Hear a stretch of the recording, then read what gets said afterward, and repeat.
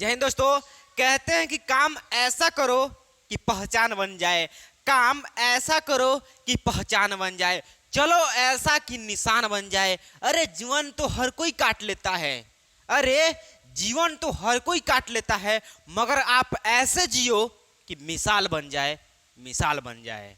तो आइए दोस्तों वीडियो को स्टार्ट करते हैं।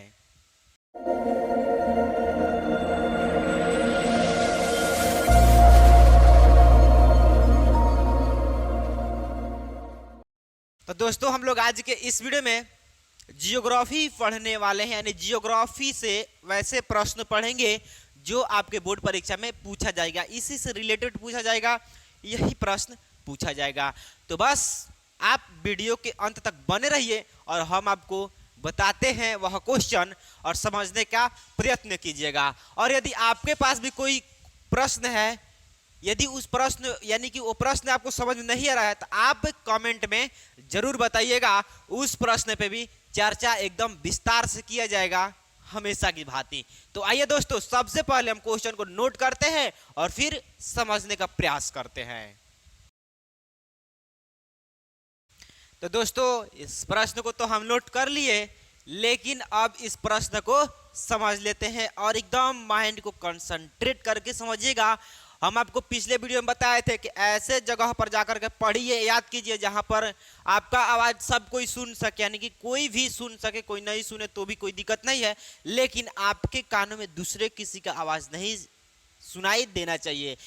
अगर सुनाई देगा तो फिर ध्यान इधर उधर भटक जाएगा और पढ़ाई में मन नहीं लगेगा। तो आइए दोस्तों फटाफट क्वेश्चन को समझते हैं।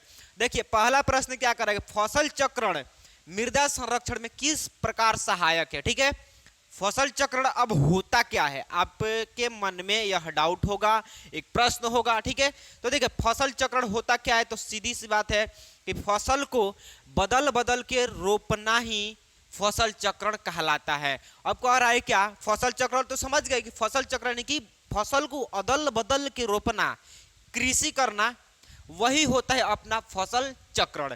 ठीक है, अब कह रहा है कि मृदा संरक्षण में किस प्रकार सहायक होता है। तो देखिए अगर आप इस साल भी धान बोए हैं, फिर अगले सीजन में धान बोइए, फिर अगले सीजन में धान बोइए, तो फिर आपके मिट्टी के उस कंडीशन में आपके मिट्टी के जो भूमि के मिट्टी की जो पोषणीय शक्ति होगा वो नहीं रह जाएगा उसमें। ठीक है, आप कितना भी खाद वगैरह दीजिए नहीं रह जाएगा। हाँ 2 से 3 फसल आप हो सकता है, लेकिन ये ज्यादा हो गया, लगभग 2 फसल तक आप अच्छा से फसल आप कर पाइएगा। ठीक है, उसके बाद आपसे नहीं हो पाएगा, यानी कि कृषि उस पर नहीं होगा, क्योंकि उसमें देखिए जो विभिन्न प्रकार के जो जड़ होता है ना, जैसे इस साल हम लोग धान बो दिए, अगले सीजन में गेहूं बोएंगे, मक्का बोएंगे, ऐसे करके बुआई होता है। तो क्या होता है इसका जो अवशिष्ट जो बच जाता है ना, अवशेष जिसको हम लोग जड़ वगैरह बोलते हैं, तो उसमें रह जाता है, तो फिर वो सड़ता है, गलता है, वो ह्यूमस बन जाता है। ठीक है, और पोषणीय शक्ति में वो काफी बेहद भूमिका निभाता है। ठीक है, तो खाद का एक रूप ले लेता है, जिसके कारण ये क्या होता है कि मिट्टी के पोषणीय शक्ति बना रहता है। समझ आया, यानी कि फसल चक्रण, तो फसल के अदल बदल के रोपना ही यानी कृषि करना ही फसल चक्रण कहलाता है। यह मृदा के संरक्षण बहुत अत्यंत महत्वपूर्ण है। यह यानी फसल चक्रण मृदा संरक्षण यानी मृदा के पोषणीय शक्ति को बरकरार रखता है, बचा करके रखता है, संरक्षण करके रखता है। ठीक है, ये अपना होता है, क्या होता है, तो मृदा फसल चक्रण मृदा संरक्षण में सहायक होता है। बस ये आपका छोटा सा आंसर हो जाएगा। ठीक है, आगे बढ़ते हैं नेक्स्ट प्रश्न पे।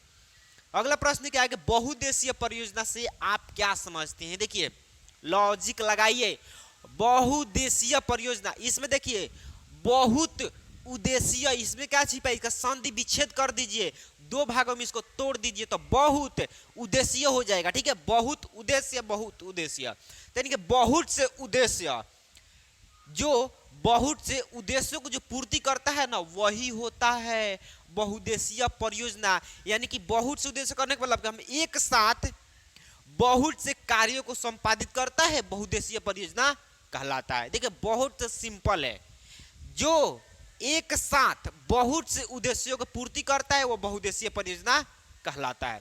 नहीं समझे, समझिएगा।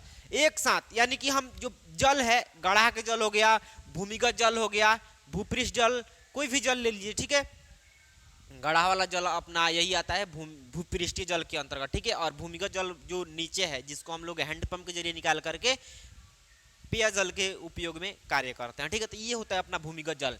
तो कह रहेगा कि इस जल से हम लोग बहुत से कार्य करते हैं, जैसे नहाते हैं, खाना बनाते हैं, मलमूत्र विसर्जन, सिंचाई करते हैं, विभिन्न प्रकार के कार्य करते हैं। तो ये एक साथ बहुत से उद्देश्यों को हम लोग पूर्ति कर रहे हैं, इससे किससे, तो जल से।